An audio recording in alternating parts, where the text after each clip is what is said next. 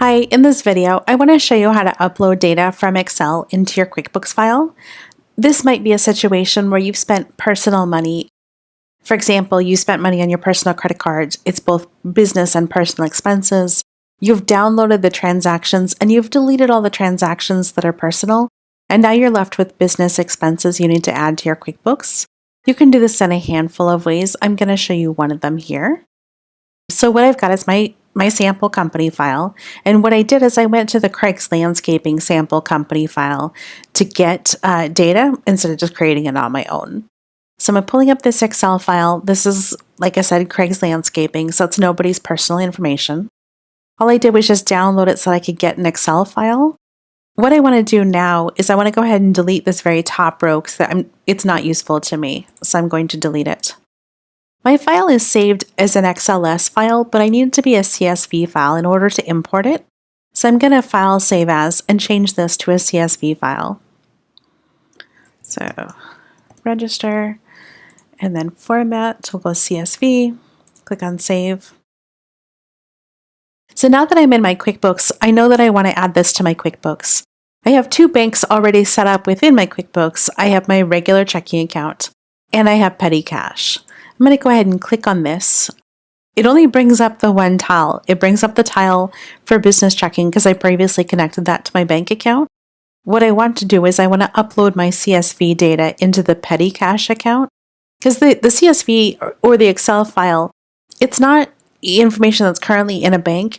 It's information that I, as the business owner, had collected and recorded separately that I need to get it into QuickBooks.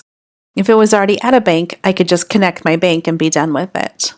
So I'm going to click the drop down next to the word Update, and I'm going to choose File Upload. I have these two options.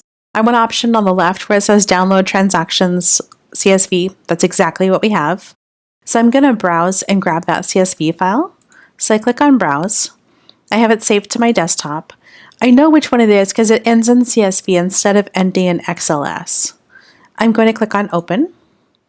In the lower right-hand corner, I'll click on Next.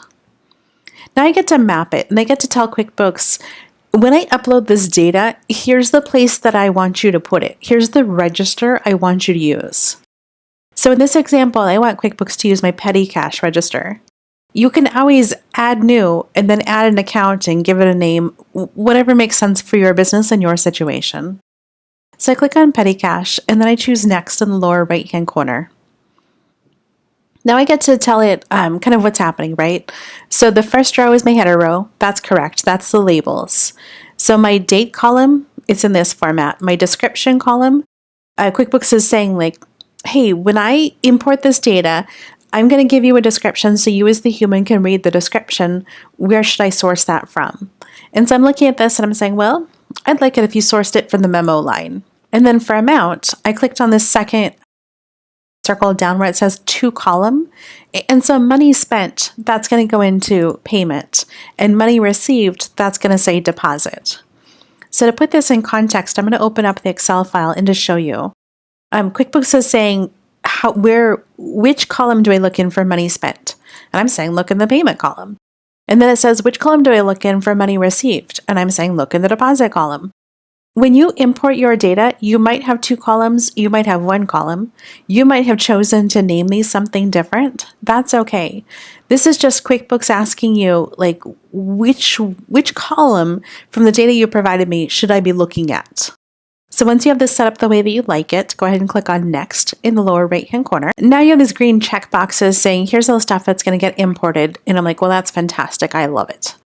You should have all green boxes. If you have any red notations, that just means you need to go back and investigate and fix something.